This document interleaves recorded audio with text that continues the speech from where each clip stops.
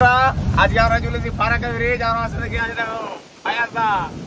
ফায়াজা ওদের 16 জায়গা নিয়ে আসলো। ফায়াজা আমাদের ট্রেনে চলে এসছে। আর দুপুর 12টার দিকে ফারাক্কা ব্রিজের ভিউটা দেখতে আছে বন্ধুরা, পুরো আসাম। আর ওদিকে ব্রিজটা তৈরি হচ্ছে। ফায়াজা কিছু বলো ব্রিজের সম্বন্ধে। অসাধারণ লাগছে ব্রিজে চেপে এই মৌসুমটা দেখে, সেই ভিউ অবধি। আর রাস্তাটা যেটা খারাপ হয়ে আছে, বাম দিকের ব্রিজটা চালু হয়ে যাবে, তারপর পুরো আমাদের ক্লিয়ার হয়ে যাবে। দিয়ে পুরো দেখে না, পুরো জল স্টকে আছে। আর এই দেখো এখানে আছে সিআইএসএফ। আমাকে দেখলে 2-4টা লাঠির বাড়ি মারবে, আর কিছু করবে না, হালকা করে প্রণাম করে দেবে। আর কিছু বলবো নাকি?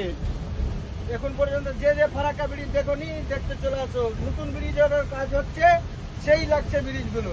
যখন ওটা ব্রিজ চালু হয়ে যাবে তো আরো অমায়ক লাগবে, না জাম জুম কিছু লাগবে না, যাবে রকেটের মতো।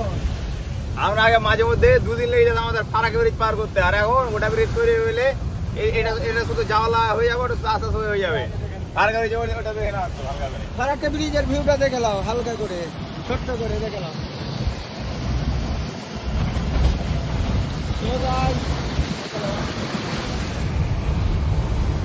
আমার 16 টাকাটা পিছনে আছে। আমি এই গানিদার সঙ্গে এসছি, ট্রেলারের বসে আমাকে ডাকলো, আমি এসছি। দেখে খুবই ভালো লাগছে ট্রেলারে চেপে যাচ্ছি। তো সেই আনন্দ প্রতীকের বন্ধু আমার, সেই দেখেন অসাধারণ।